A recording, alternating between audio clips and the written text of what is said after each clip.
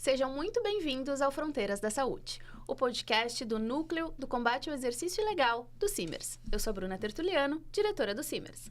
Eu sou Mônica Berg, também diretora do CIMERS. Hoje nós vamos conversar sobre um tema que tem preocupado muitas famílias, professores, pediatras e a comunidade geral: os riscos do excesso de diagnóstico na infância.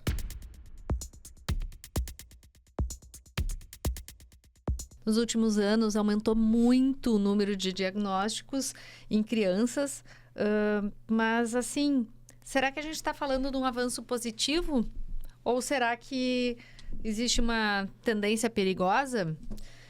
Quais seriam esses impactos desses diagnósticos para uma criança, para a família, inclusive para o sistema de saúde? E para nos ajudar a entender um pouquinho desse tema, convidamos Mirela Pontes, pediatra, para compartilhar suas experiências aqui com a gente. Bem-vinda, Mirela. Olá, pessoal. Boa noite. Obrigada.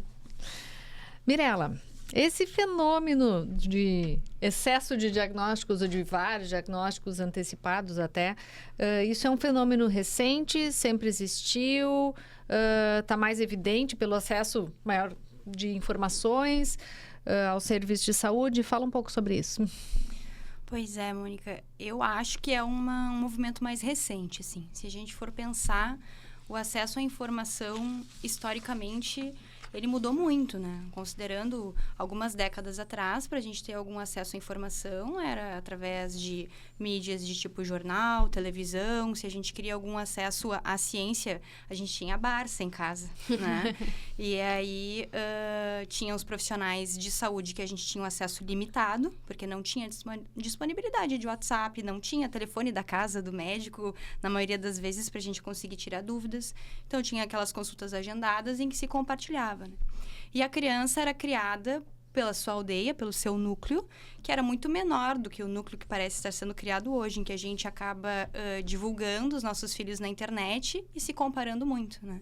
Então, para a gente criar uma criança, a gente sabe que precisa de muita ajuda. São raras as famílias que criam só 2 cuidadores principais e o seu filho, né? Normalmente tem cuidados de avós, tem tios, tem amigos, tem os professores, as mães e pais de outros colegas, né? E antigamente quem dava muito pitaco e muita opinião sobre o desenvolvimento infantil e até sobre doenças infecciosas, enfim, era o vizinho, o amigo, o carteiro que estava passando na hora e dizia: isso aí é tal coisa, né? E hoje em dia não, tu abre teu Instagram e tem um monte de gente compartilhando um monte de informação nas mídias sociais, né? E não necessariamente essas informações,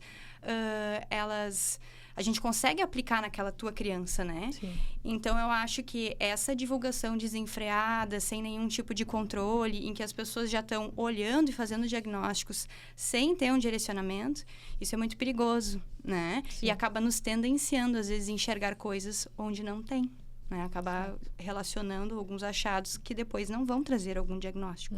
E era isso que eu ia te perguntar, Mi. O excesso do diagnóstico, ou o diagnóstico errado, inclusive, essa questão de rotular uma criança, quais os perigos que isso pode trazer na infância? Isso é muito péssimo, né? É muito péssimo porque rotula aquela família, rotula aquela criança, e daí aquela criança ela pode ser tratada tanto pela própria família, né? Pelos avós, pelos tios, comparando irmãos. Um irmão tem tal coisa, outro irmão não tem, trata, cria de jeitos diferentes, expõe a atividades diferentes. Na escola, professores tratando de jeitos diferentes. Nem todas as escolas têm as mesmas políticas de inclusão, inclusive, né? Então, eu acho que quando a gente tem que... Pensando em diagnósticos de neuroatipias, que eu acho que é o assunto que a gente está trazendo por trás disso. Embora também exista um exagero, eu acho, hoje em dia, da gente precisar dos diagnósticos infecciosos, né? O meu filho está doente, mas o que é?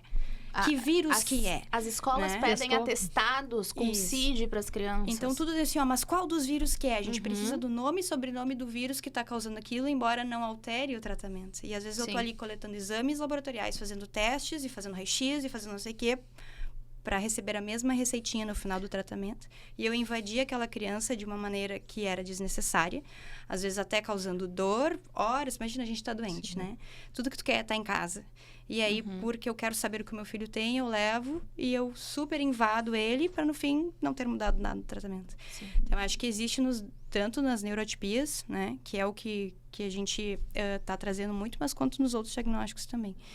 E a gente rotular e trazer isso já desde caras, numa avaliação pobre, numa avaliação que não é longitudinal, com impressões, às vezes, em umas idades muito precoces, pode gerar desfechos, às vezes, irreversíveis, né? A criança não conseguir depois recuperar alguns traumas que foram estabelecidos durante o crescimento. Perfeito, isso para as crianças e para os pais. Como é que é isso para eles? Como é que eles enxergam isso e no cuidado dos filhos também? Como é que é para os pais essa informação? Eu vou te dizer que eu acho que hoje é o pior, é o momento mais difícil, não o pior. Pior é uma palavra inadequada. Eu acho que é o momento mais difícil de todos os tempos de ser pai. Mãe, né? Pais, em geral. Porque, assim, é muita insegurança. É muita insegurança. Tu tá ali com teu filho lindo, tu vai na pediatra e a pediatra diz que ele é nota 10 com estrelinha, mas aí tu levou num piquenique, mas o meu filho já anda, mas o meu filho já fala, mas o meu filho já isso, mas o meu filho já aquilo. Mas será que ele não tá caminhando assim? Então, deve ser muito, muito, muito difícil tá lidando com a maternidade hoje. E daí tu abre teu Instagram e tem criança que faz isso com 10 meses. Tem criança que com 3 anos já tá lendo e escrevendo. Então, eu acho que nunca foi tão difícil ser mãe hoje, como está sendo hoje em dia. Por essa informação desenfreada, compartilhada, sem filtro, e que a gente fica inseguro olhando para os nossos próprios filhos. E acho que gera até, assim, eu não sei o quanto, às vezes, a gente perde aquela parte gostosa do ser mãe e ser pai, claro, né? Porque tá tão preocupada com o que ele tem, será que ele é normal? Será que isso é normal? Será que eu tenho que intervir? Será que eu tô fazendo tudo certo? Que não consegue curtir a parte gostosa de ter um bebê e conseguir moldar ele para ser um humano funcional, um ser humano funcional, né, eu sou mãe de 2, né? Tenho um casal de filhos e é exatamente isso. A informação ela vem de todos os lados e se a gente leva para um lado um pouquinho mais natural, assim, parece que não está dando bola para isso, parece que a gente está negligenciando alguma informação. É só uma virose. Já respondi isso para várias mães da turma, né? É só uma virose. Mas é complexo, é mais ou menos por aí mesmo. É difícil ser pai e ser mãe atualmente. A sociedade está patologizando a infância, né? Se a gente pode dizer isso. E eu acho que a vida adulta também. Acho que todos nós, Eu acho que a vida adulta também. Eu acho que é uma tendência que se aplica em todas as gerações. Porque quem nunca olhou uma coisa na mídia social e disse assim, ou eu sou burnout, ou eu sou depressiva, ou eu sou TDAH, né? Mas eu me encaixo no TDAH. Daí tu senta na frente do médico e tu não tem nada pra TDAH. De onde tu tirou essa ideia? E várias outras coisas, né? Sim. Uma simples dor de cabeça virou uma enxaqueca e a gente precisa se colocar na caixinha e num CID, né? Isso Só que quando é um adulto se regrando e tomando as decisões por si mesmos. E quando é uma criança, a responsabilidade é do adulto que está cuidando daquela criança, né? Então, é ainda mais sensível, né? Porque a gente tem que conseguir acessar aquele adulto, a gente tem que compartilhar o nosso conhecimento e empoderar aquele adulto para que ele faça àquela criança o bem que a gente acredita, né? Sim. Como, enfim, pediatras e médicos. Porque não adianta nada também, ao mesmo tempo, tu ser combativa e perder aquela família que vai procurar alguém que vai dizer o que eles querem ouvir e não necessariamente é o que aquela família precisa. Então, é muito complexo, né? Mi, o nosso programa chama Fronteiras da Saúde por ser do Núcleo do Combate Legal, justamente porque a gente gosta de lidar com isso, né? Aquilo que repercute não só no meio médico, mas também na multidisciplinariedade. Na escola, pensando em diagnóstico errado, no ultrapassar a fronteira da saúde, ultrapassar o ato médico, eu, como médica, já recebi cartas de professores, pedagogos, diagnosticando uma criança, inclusive avisando a mãe qual medicação tinha que tomar. Isso está sendo muito comum? Muito comum. Muito comum. E, assim, eu acho que a gente... nem sempre a opinião dos professores e dos pedagogos e dos cuidadores outros dessas crianças é uma opinião que vai ser inválida. Só que eu acho que o jeito com que isso está sendo passado para os pais está gerando mais ansiedade. Porque uma coisa é tu ser uma cuidadora, uma professora, que está olhando um comportamento de uma criança, que pode ser normal para aquela faixa etária, né? Sim. E eu conversar com a mãe sobre isso da forma mais assertiva é um jeito. Agora, eu chegar e já dizer, o teu filho tem isso, isso e isso, tu tem que tomar isso, tu tem que procurar esse médico, é outro jeito, né? São jeitos completamente diferentes da gente acessar a mesma coisa. Então, eu acho que a opinião daqueles cuidadores que estão fora de casa, elas são super importantes, porque eles são os nossos olhos quando os pais precisam trabalhar, né? Então, a gente tem que ter uma boa relação de confiança, tem que colocar nas escolas e nas creches que a gente confia no método de ensino. Quando a gente fala, às vezes, de uma população que não tem poder de escolha, isso fica um pouco mais complexo, porque a gente tem até sorteio de vagas de creche, quando a gente está falando de creches municipais, né? Então, tu não tem chance de escolha, mas se tu tem, que seja em locais com bons vínculos. E isso pode mudar totalmente a criação, a percepção daquela criança e a satisfação da família, né? Sim. Então, eu acho que a gente tem que ouvir, mas eventualmente o jeito com que isso está sendo passado para as famílias, pelos cuidadores, não está sendo feito da melhor forma. E está preocupando em momentos que talvez não precisasse. Tu percebe isso no se meio preocupar. particular também, nas Também, escolas particulares também. Vou usar um exemplo prático, assim. As escolas, algumas, gostam muito de fazer desfraude coletivo. Isso não existe, Isso gente. existe? Ah, tá. Em algumas escolas, sim, entende? Em alguns locais, eles tentam fazer desfraude coletivo. Então, assim, 2 anos, vamos desfraudar todas as crianças no verão. Cara, o tempo de desfraude, ele tem um tempo, né? Claro, a criança não pode usar fraldas para sempre, a vida. gente sabe. Mas algumas crianças vão estar com sinais de prontidão numa faixa etária. E outras vão estar outras e dentro da normalidade. Então, numa mesma sala de aula, vai ter crianças com e sem fralda. Tu não pode Colocar na impor caixinha e todo colocar mundo numa de novo. caixinha. E aí, a criança com 3 anos não está desfraldada. Vem a prof, teu filho está atrasado. Não, ele não está atrasado. Isso aqui, tira aquilo da cabeça daquela mãe. Aí ela vai tentar desfraldar a criança e vai piorar. Sim. Porque ela não está pronta ainda para aquilo, entende?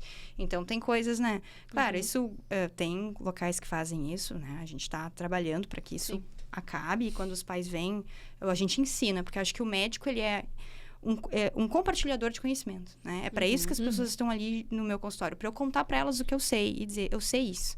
E, eventualmente, se eu não sei alguma coisa, eu vou estudar, eu vou pesquisar e nós vamos descobrir juntos, né? A gente é parceiro nessa jornada aí da criação dos filhos. Mas é difícil depois que tem uma coisa, ela vai ficar sempre com aquela pulguinha. Ah, mas a prof disse, né? É uma coisa que gera muita ansiedade daí. E às vezes até desfaz o vínculo com o pediatra ou com o médico que acompanha, né? Também. Aí vai medicar, daí vai achar alguém que vai dar um remédio para controlar esfíncter. Aí vai começar a medicar numa faixa etária que não precisa medicar, né? Até, às vezes, a pessoa procura aquilo que ela quer ouvir, né? Para saciar a sua ansiedade. Ninguém faz por mal, né? Acho que a gente tem que ter muito isso também. Ninguém tá fazendo nada por mal. Sim. A gente faz o que a gente acha que tá certo. Mas a ciência, ela tá ali para nos mostrar que não é achômetro. Tem coisas que não são achômetro, que elas são baseadas em evidência. Então, a gente não pode fazer tudo baseado no que a gente acha, né? Nas experiências próprias. E daí para sistema de saúde, para sistema geral de saúde e também para atendimento pediátrico, qual o impacto desses excessos tá gerando? Está gerando uma procura, né? Uma demanda por profissionais para psicodiagnósticos.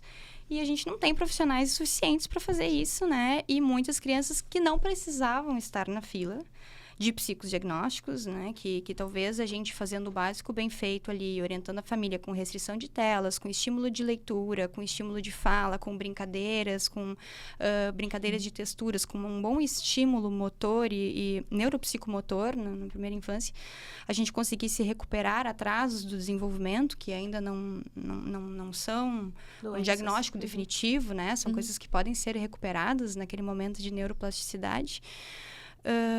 Mas, enfim, as crianças que realmente precisam, eventualmente não conseguem no tempo, porque a gente tem nessa fase, né, ali dos primeiros anos de vida, a gente tem uma neuroplasticidade cerebral a 1000. Então, a gente consegue ali estimular e recuperar muita coisa.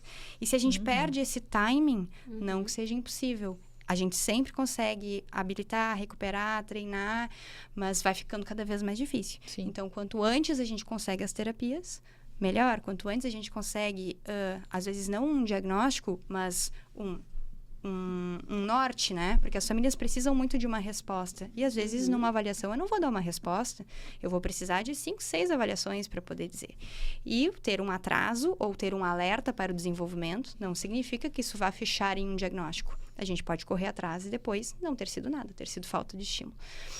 Então, no final, eu acho que acaba sobrecarregando um sistema, Uhum. porque tem coisas básicas que talvez não estejam sendo bem feitas e não estão sendo dadas a devida atenção, né? Consultas muito rápidas, superficiais, toma aqui esse remédio que teu filho tem isso. É muito mais fácil do que me conta como é que é a rotina do teu dia a dia em casa, desde que tu acorda até a hora que tu vai dormir.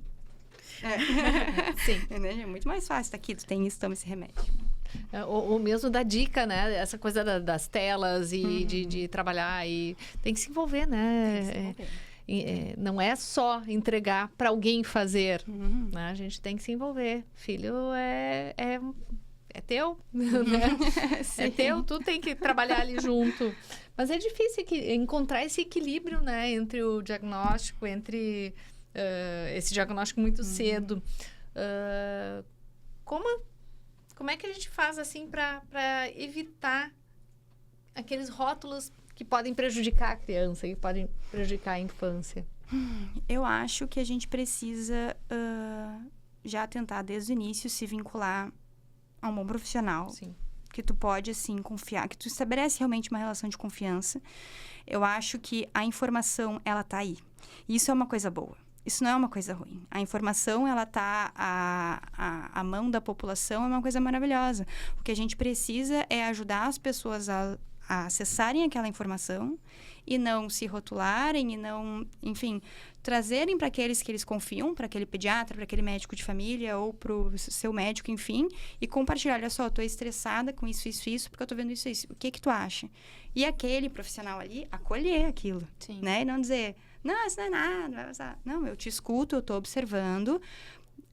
Vamos propor assim, autismo, que é uma das coisas hoje em dia que as familiares mais temem.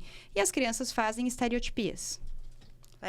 Andam nas pontas dos pés. Isso é autismo? Não, isso não é autismo, né? Então, a mãe chega e fala, mas a minha filha anda nas pontas do pé. Será que ela não é autista, doutora? Eu não posso olhar para ela e dizer assim, não, é bobagem. Eu vou dizer assim, eu tô te escutando, tô observando, mas para fechar esse diagnóstico, a gente precisa disso, disso, disso e disso, e a tua filha não tem nada disso. Ela é completamente normal. Ela ter só isso não justifica. Pode ficar tranquila, eu tô cuidando disso contigo. Então, reforçar esse vínculo e esse acolhimento e não... como se não fosse nada, assim, ou não prestou atenção, não deixa... Porque daí ela vai procurar outra pessoa que valide aquilo que ela está dizendo, É isso que eu ia dizer, a importância do cuidado longitudinal, né? Tem que acompanhar esse desenvolvimento, não adianta viu uma hora, daqui a pouco outra pessoa viu, outro médico viu. Naquele momento que específico, acompanha, né? Exatamente. E aí tem coisas muito legais, assim, que acontecem no consultório, que desde a gente começa a atender as famílias. Vem irmãos, aí nasceu um nenê novo. Vem o irmão mais velho, totalmente regredido às vezes. Claro, ele era o rei da casa, agora tem um bebezinho que tá roubando toda a atenção. Aí eu vou avaliar aquela criança naquele momento que tá vivendo numa situação totalmente de mudança de rotina de tudo, e ele tá apresentando alguns comportamentos assim. Eu vou taxar ele com alguma coisa? Não, tem toda uma questão social. Vamos trabalhar, vamos fazer assim, vamos observar. Eu não tô dizendo que não é, eu tô dizendo que eu preciso conhecer mais e deixar o tempo passar um pouco. Sim. Porque na pediatria, claro, a gente tem que saber a hora certa de intervir, mas a gente tem que também saber quando ter a paciência de esperar e observar. Sim, na né? medicina, né? Acho que sim. Na medicina, é verdade. Então, na medicina. exato. Me diz uma coisa, a gente falou aqui que a informação tá na mão de todo mundo, né? O Dr. Google. Às vezes os pacientes vêm e já chegam. Eu procurei no Google. Até onde isso vai bem? Até onde isso é um perigo? Tu gosta no consultório, no teu dia a dia, ter essa capacidade do paciente te trazer a informação? Muitas vezes atrapalha. Como é que é isso? Assim, eu acho que mais do que o Google hoje é o ChatGPT. Eu ia dizer assim, não é o Dr. Google. Gente, o o Dr. GPT, Chat assim, ó, é porque o pior. ChatGPT, é uma maravilha, a gente faz trabalho, ele responde as dúvidas. Eu tenho dúvidas também. Já estão eu chegando com o pergunto, né? ChatGPT? Com certeza. Eu perguntei pro ChatGPT, eu botei isso, e já me disse isso. Daí tu vai ver. Eu sempre brinco que não sei dizer das outras áreas, porque eu sou pediatra, tá? Que é impossível substituir um pediatra por uma máquina. Porque senão todas as crianças vão estar grávidas e internadas na UTI. Sim. Porque assim, meu filho não come nada há 3 dias, ele tá com febre alta que não baixa, ele dorme que não acorda. Ele tá chocado, ele tem que internar. Aí tu vê a criança ela não come nada, mas ela mama. Né? A febre baixa, depois ela volta. E aí ele tá um pouco mais sonolento que o normal, mas quando é estimulado ele acorda. Então, não tem como eu trocar por um totem. Daí eu boto isso no ChatGPT, o ChatGPT vai dizer que é muito grave. né? Sim. Qualquer máquina diria que é isso. Mas aí o pediatra tá lá olhando a criança andando, ela sorri pra ti. Quando tu examina, ela chora. Tu consegue destrinchar os sintomas com a mãe. Então, pode ajudar, mas, no geral, eu tenho visto atrapalhar. Atrapalhando. Porque as perguntas não são feitas da maneira correta. Tem que saber o jeito. Quando a gente está lidando com inteligência artificial, eu acho que o jeito que a gente pergunta muda o jeito que ela te responde. Então, acho que isso, assim, acho que a gente ele tá deixando as coisas mais graves do que elas são, porque a gente não sabe perguntar da maneira correta para ele. Eu já tive um paciente que chegou no consultório, a consulta estava se encerrando e ele mexendo no celular. Eu perguntei, tu tem mais algum exame para me mostrar? O que tu... Ele falou, não, eu tô conferindo aqui no ChatGPT se o que tu fez... Aí eu olhei e falei, o que o ChatGPT disse? Não, tá certo a consulta. Eu falei, Passei. muito obrigada. Será que o ChatGPT quer um CRM também? Mas é. Difícil, bem complexo. Eu fico até isso. hoje me perguntando, e se não fosse a mesma coisa? E se eu não tivesse tido a mesma conduta, certa ou errada, enfim, né? Mas como seria? Difícil essa parte da informação tão fácil e tão filtrada, talvez. Não sei se é isso que a gente pode dizer. Mas, assim, essa angústia de interpretar sintoma, essa ansiedade da informação, essa ansiedade do diagnóstico e tal. Um conselho para aqueles pais que buscam uma resposta rápida, que querem alguma coisa... Não tenham filhos. Que querem certezas e não dúvidas. Exato. Não, eu acho que assim... Eu acho que um bom vínculo com um profissional que consiga fazer uma avaliação longitudinal. São anos de acompanhamentos, né? Ver o filho de outra pessoa crescer é uma honra, né? Então, acho que escolher o pediatra que bate o santo, escolher o médico de família que bate o santo e se apegar naquele profissional que vai conseguir um dia olhar pro teu filho e dizer, opa, não tá bem, eu conheço ele. Porque a gente tem esse feeling também, né? Sempre anotar muitas dúvidas, porque a gente chega na frente do médico, a gente esquece, né? Então, anotar as dúvidas... E item por item, assim, não ter vergonha de perguntar, por mais... As pessoas sempre dizem, né? Tem uma pergunta boba. Não é boba, nenhuma pergunta é boba, né? O que é para te trazer paz, é para isso que a gente tá ali, para tentar trazer paz, né? Às vezes, para dar notícias ruins, isso é outro ponto, né? Eu sempre, às vezes, tenho que dar notícias ruins e falo, eu não queria estar te dando essa notícia, mas eu acho isso é importante dar as impressões, né? Então, uma pessoa que não vai negligenciar, que não vai ter nenhum receio de te dar as notícias ruins quando elas precisam ser dadas. Sair um pouco das mídias sociais, eu acho. Acho que nos primeiros dias ali, puerpério, tem que sair um pouquinho, gente. Senão a gente fica louco, não dá. Tem que dar uma filtrada do número de horas que a gente fica nas mídias sociais, assim. Ou escolher, checar os fatos, né? Porque ali o headline tá te dizendo aquilo, a gente não entra de onde é que vem. A gente não procura onde é que tá a fonte daquilo ali. É uma pessoa falando, tu não vai atrás da informação direta, né? Então, ir atrás das informações.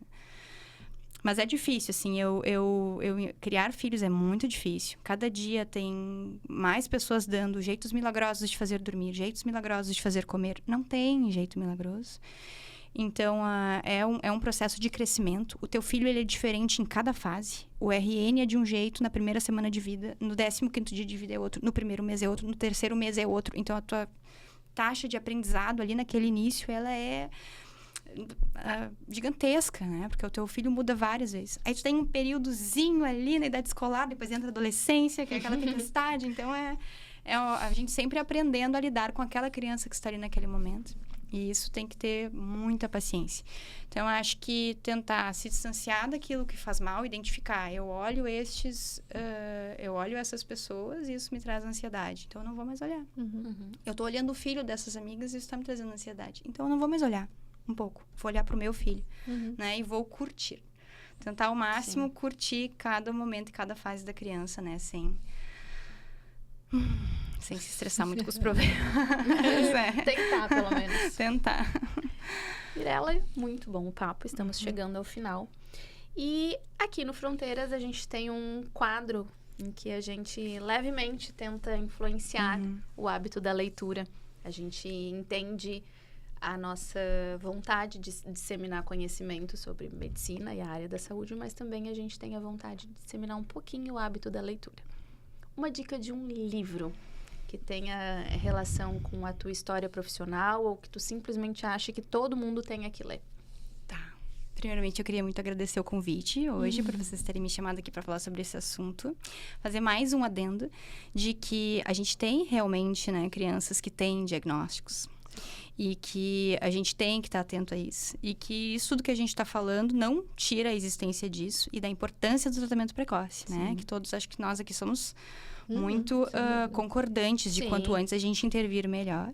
É mais... Essa é a base, né? A base, né? Então, claro que dentre todas aquelas crianças saudáveis que estão investigando, que é o que a gente está falando, né? Vão ter aquelas que vão fechar diagnósticos. E isso traz impactos negativos para aquelas famílias e elas precisam das terapias, né? Mas a gente quer, na verdade, que... E acolhimento, né? Acolhimento. A gente quer, na verdade, que as pessoas consigam olhar caso a caso sem colocar pelo em ovo. Na verdade, é isso.